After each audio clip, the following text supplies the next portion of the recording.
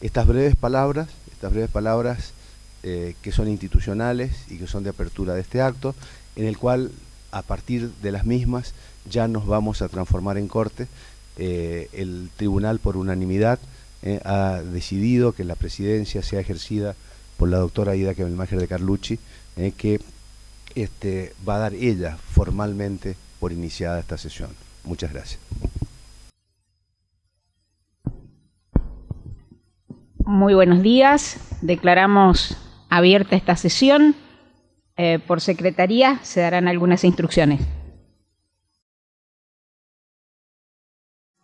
Tiene la palabra los representantes de la víctima.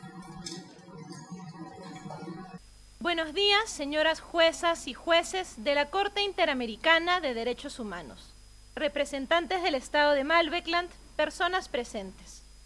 Mi nombre es Cristina Valega, me acompaña Adrián Lengua y juntos venimos en representación de Lilia Funes, que era una joven mujer con discapacidad psicosocial que fue privada arbitrariamente de su libertad y asesinada por responsabilidad del Estado de Malvekland. Es así que demostraremos que el Estado es responsable de violar el derecho a la vida, a la integridad, a la libertad, a las garantías judiciales y a la protección judicial, a la igualdad ante la ley y el artículo 7 de la Convención Belém do Pará. Para ello, dividiremos nuestra argumentación de la siguiente manera.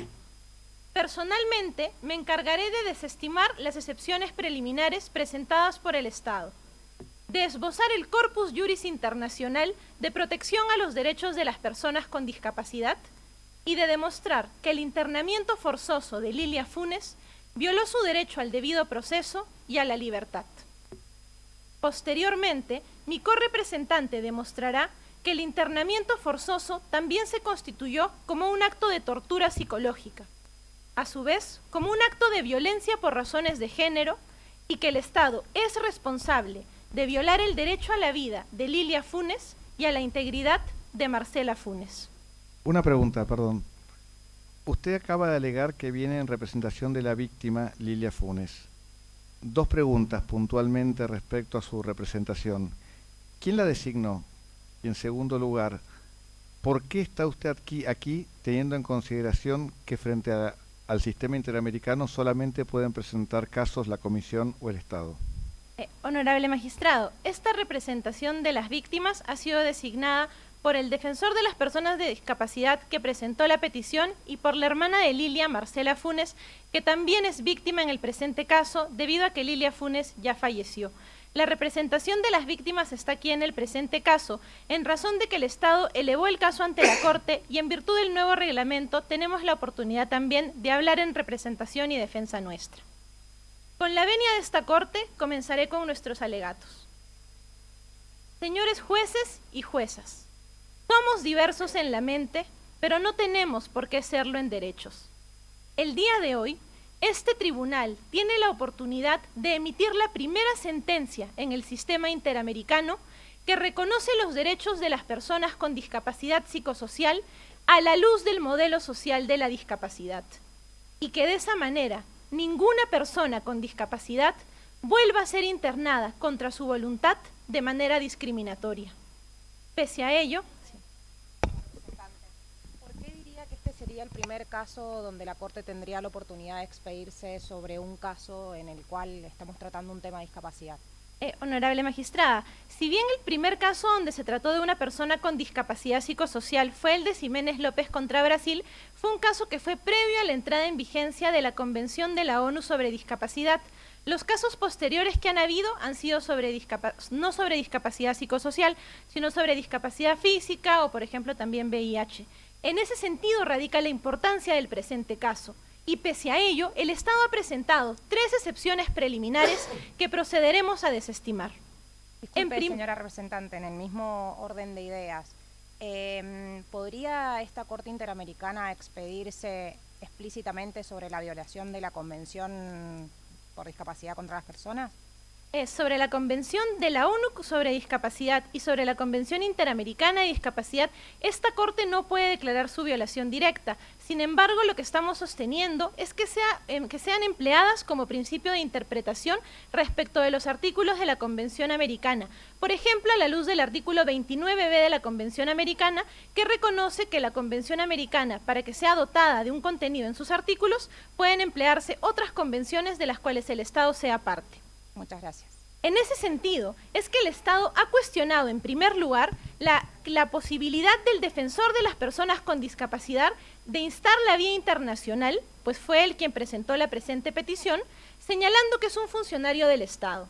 Sin embargo, ello ignora que esta Corte, en casos como Mendoza y otros contra Argentina, o Ticona Estrada contra Bolivia, y la misma Comisión Interamericana en diversos asuntos, como Carlos Alberto Fernández Prieto y Carlos Alejandro Tumbeiro en Argentina, ya ha aceptado peticiones presentadas por funcionarios públicos cuando ellos tengan la función de tutelar derechos en sede interna y cuando las víctimas de quienes se trate sean personas respecto de quienes el Estado se comprometió a respetar y garantizar sus derechos. Y en ese sentido es que tampoco aplica la argumentación que ha señalado la representación del Estado en su escrito, donde menciona que se necesitaría una norma interna en Malvekland que le otorgue al defensor de las personas con discapacidad la posibilidad de instar la vía ante el sistema interamericano.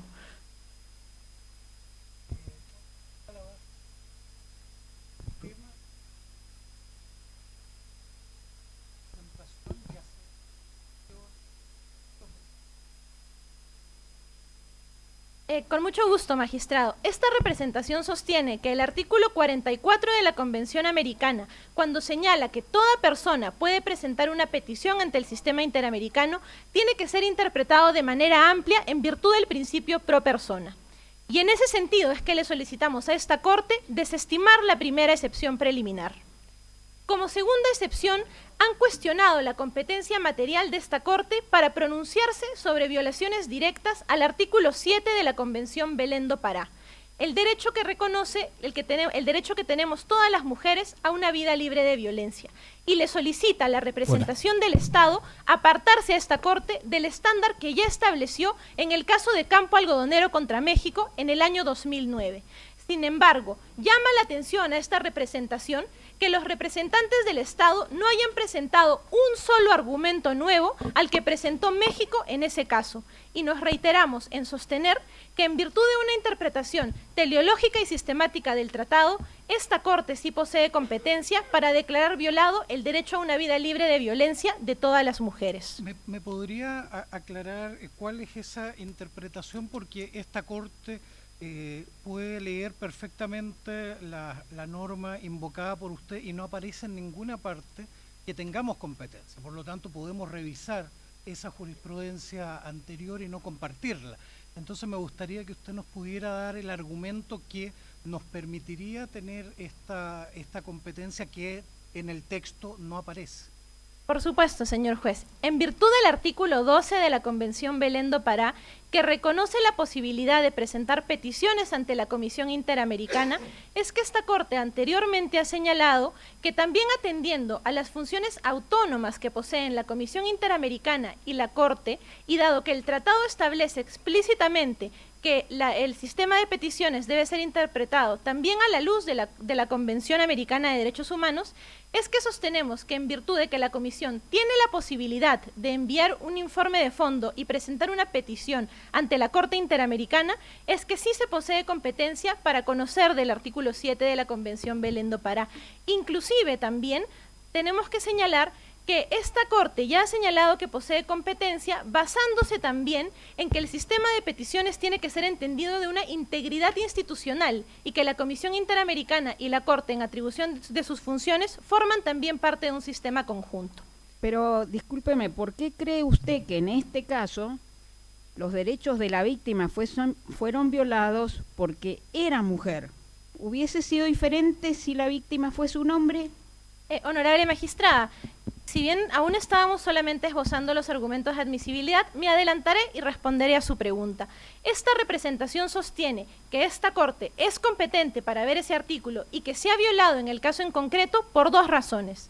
En primer lugar, porque Lilia Funes, cuando estuvo internada en el hospital psiquiátrico, estuvo a cargo de 3 personas hombres. El primero de ellos, el jefe del pabellón, y el segundo, los 2 segundos eran enfermeros. Y en ese sentido, en virtud de lo que señala las reglas de Bangkok y también los principios para proteger a las personas privadas de libertad en las Américas, se recomienda que cuando hay una especial sujeción de personas en un lugar cerrado, haya personas que se identifiquen con el mismo género que estén a cargo de uno.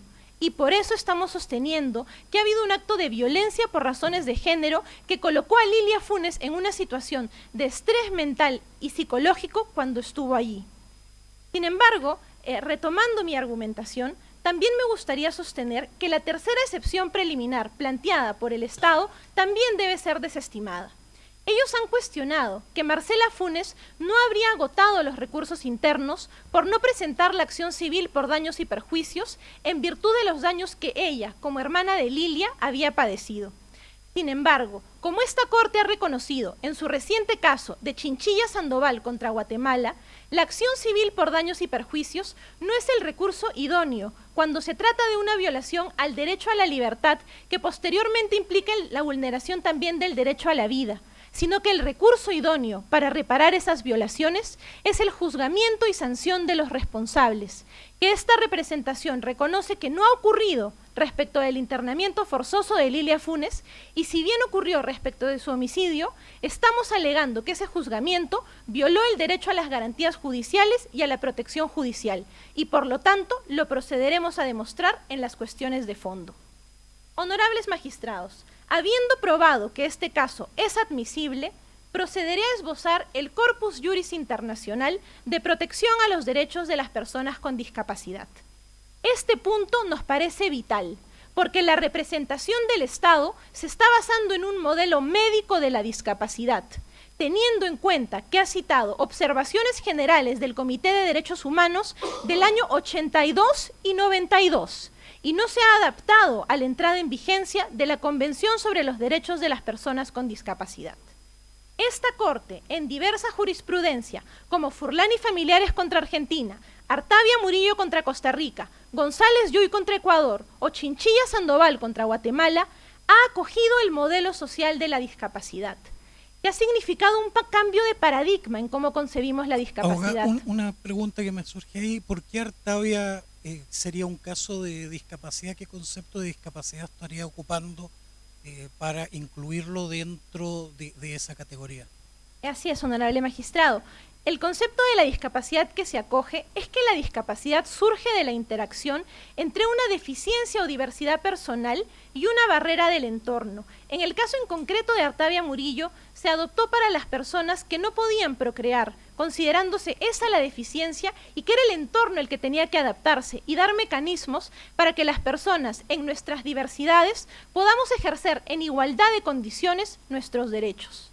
Y es así que esta Corte ha reconocido ese concepto, y ese modelo social de la discapacidad tiene uno de sus puntos más importantes en el reconocimiento a la capacidad jurídica de las personas con discapacidad, que está contemplado en el artículo 12 de la Convención de la ONU y que ha sido también señalado por el Comité de Derechos de las Personas con Discapacidad en su observación general primera e incorporado al sistema interamericano por el Comité Interamericano sobre la Convención Interamericana de Discapacidad, también en su observación general primera.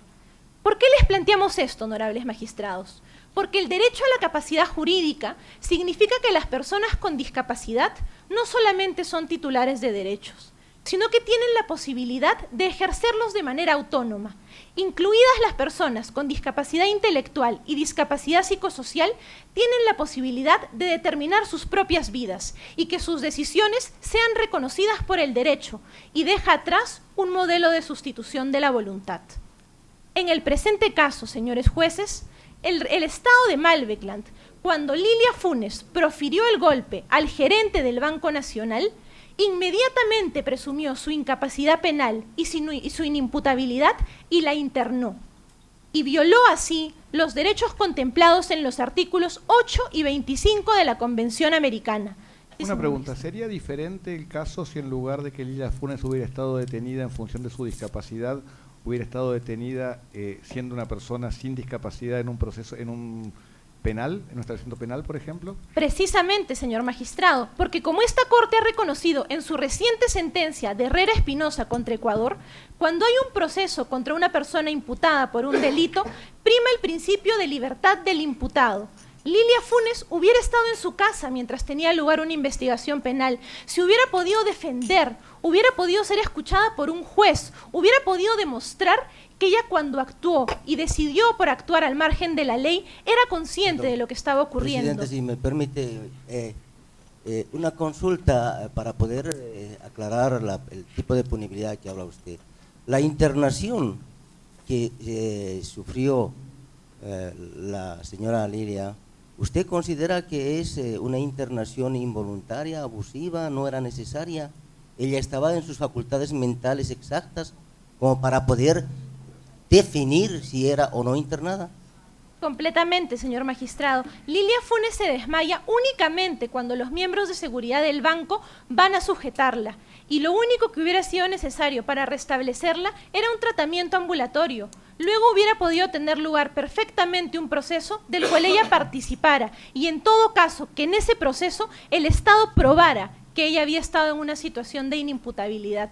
Sin embargo, ¿qué ello grado no fue de así. discapacidad considera usted que merece ser cualificada la esquizofrenia? Esta representación sostiene que la discapacidad no se mide en grados. Como ya hemos mencionado, el modelo social considera que la discapacidad ve una deficiencia personal, pero sobre todo implica también que el entorno se adapte a la misma y por lo tanto nos apartamos del modelo médico.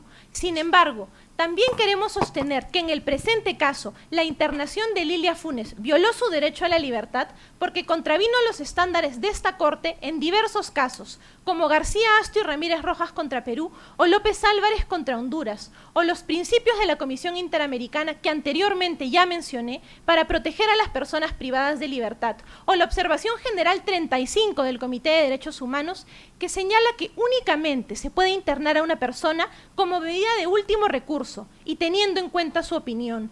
En el presente caso, el juez en familia y discapacidad la internó como medida de primer recurso. Perdón, ahí puede usted explicarnos un poquitito qué dice el protocolo de San Salvador con referencia al tema de la salud mental. Por supuesto, honorable magistrado. Esta representación está alegando que no directamente que se ha violado el derecho a la salud mental, sino el derecho a la integridad, pero estamos alegando que se afectó su integridad en torno a la salud mental porque no tuvo condiciones aceptables, ni de calidad, ni accesibles. Sin embargo, volviendo a mi argumentación, también me gustaría enfatizar… Discúlpeme, antes de avanzar, por favor. ¿Usted considera que esa internación pudo haber sido en otro lugar, como por ejemplo en un domicilio o en su domicilio? Como medidas menos lesivas, si el Estado hubiera probado que había un riesgo real e inminente por el cual había que limitar de alguna manera el derecho a la libertad de Lilia Funes, esas serían, por ejemplo, algunas medidas menos lesivas. Sin embargo, esta representación sostiene que Lilia Funes podía continuar viviendo en la comunidad mientras tenía lugar un proceso. Y es en ese sentido que se violó también su derecho a la libertad. Perdón, hay un informe en cuanto a la permanencia de ella en el establecimiento que podía llegar a crear riesgos respecto a los niños, los sobrinos de ella que vivían en el inmueble. O sea, hay una especie de conflicto planteado entre los derechos de las personas con discapacidad y la Convención Internacional de los Derechos del Niño, en los que esos niños podían estar sujetos a algún riesgo si ella permanecía en el inmueble. Gracias, magistrada, por su pregunta. Solicitaría 3 minutos adicionales para responderla y continuar con mi argumentación. Concedido. Muchas gracias. En virtud del principio del interés superior del niño, tenemos que entender dos cosas. En primer lugar, que el informe de Cuerpo de Trabajadores Sociales sí recogió la opinión de los niños para enviársela al juez. Y los niños, los 3 niños, señalaron que tenían una buena relación afectiva con su tía Lilia. Sin embargo, el juez, en la motivación de su fallo, no señaló por qué se estaba apartando también de lo que los niños habían dicho. Si bien no es obligación del juez tomar en cuenta lo que los niños han señalado, sí es obligación, en virtud del principio de autonomía progresiva de la voluntad de los niños, que en todo caso, siguiendo lo señalado por esta Corte en Atala Rifo contra Chile, se hubiera apartado de la opinión de los mismos. Pero ahora, para responder específicamente a su pregunta, en primer lugar, esta representación sostiene que Lilia Funes no era un peligro. los representantes del Estado de Malvekland no han demostrado por qué ella constituía un riesgo real e inmediato y por qué no podía continuar en su hogar. Ella profirió un golpe al gerente del banco, pero como pudo haber realizado otra persona en un estado de estrés y angustia como el que ella se encontraba. Y en ese sentido, honorable magistrada, además tenemos que señalar, como le contesté también al otro juez, que había medidas menos lesivas si se quería proteger la integridad de los niños, si es que se consideraba que había un riesgo real inminente que esta representación no sostiene, como por ejemplo que otra persona se encargue de su cuidado o que hubiera alguien más siempre que Lilia Funes estuviera con ellos. ¿Por qué razón entiende usted que esta Corte deba resolver la definición de si había o no medidas menos restrictivas cuando esta cuestión ya fue discutida por tribunales competentes e independientes en el Estado parte? Honorable magistrado, esta representación está sosteniendo que lo que realizó el juez en sede interna fue desconocer los estándares que esta Corte ya ha establecido en sede internacional al reconocer el modelo social de la discapacidad y entonces no aplicó un control de convencionalidad teniendo en cuenta los mismos. Inclusive el Estado de Malvekland ha acogido y señalado que acoge las interpretaciones de la Corte Interamericana de Derechos Humanos para sus fallos internos y sin embargo obvió y sigue obviando el día de hoy el modelo social de la discapacidad. Y es así que inclusive ni siquiera realizó una ponderación en el fallo, únicamente se basó en un prejuicio de peligrosidad que ni siquiera fue demostrado por nadie más al momento del internamiento, porque al momento del internamiento no solicitó informes sociales, psicológicos ni médicos. Ello lo hizo recién luego de que se pidiera el pedido de externación. Y es importante enfatizar ¿Considera usted, perdón, que no se aplicó un sistema de proporcionalidad? Honorable magistrado, estamos considerando que en efecto la medida no fue proporcional porque habían medidas menos lesivas que garantizaran el derecho a la libertad de Lilia Funes. Por supuesto, por ejemplo, que hubiera una persona que siempre estuviera en la casa cuando Lilia Funes estuviera con los niños. Se ha mencionado a veces que podría haber sido una persona como un tutor terapéutico. Sin embargo, me reitero en señalar que primero consideramos que Lilia Funes no era peligrosa y que eso no ha sido aprobado por el Estado. Entonces, en primera instancia sostenemos que Lilia Funes debió seguir viviendo como siempre lo había hecho y teniendo una investigación penal. Volviendo a lo que mencionaba también, me gustaría reiterar que en el presente caso hubo un fundamento en base a un prejuicio de peligrosidad y que cuando se pide el pedido de externación de Lilia Funes, había 3 informes médicos, sociales y psicológicos que recomendaban su externación por considerar que Lilia Funes podía vivir en comunidad. Sin embargo, el juez en Familia y Discapacidad, como ya mencioné, sin tomar los estándares internacionales, mantuvo privada a Lilia Funes por casi 2 meses. Y es importante señalar que los representantes del Estado no han presentado un solo argumento en torno al mantenimiento del internamiento de Lilia Funes y cómo ello violó su derecho a la libertad. Disculpe, una pregunta. Usted ha mencionado que esta Corte podría considerar los estándares de la Convención sobre Derechos de las Personas con Discapacidad y usted se está refiriendo a la detención en base a la discapacidad, a las cuestiones de peligrosidad. Bajo esa convención, ¿cómo usted nos puede ilustrar cuáles son los estándares de derecho internacional aplicables a la privación de libertad de personas con discapacidad bajo la Convención de Naciones Unidas? Honorable Conteste la respuesta y vamos a dar por concluido su tiempo. Muchas gracias. Honorable magistrado, el Comité de Derechos de las Personas con Discapacidad tiene diversas observaciones finales, como por ejemplo Argentina, Colombia, Guatemala, Bélgica, entre otras, donde señala que las medidas de seguridad de internamiento aplicadas a personas que se consideran no aptas o incapaces violan los derechos al debido proceso contemplados en el derecho internacional de los derechos humanos porque no garantizan un debido proceso. Y dado que ese actuar del juez también estuvo amparado en la Ley General de Salud de Malvekland, es que también sostenemos que violó el artículo 24 de la Convención Americana. Muchas gracias.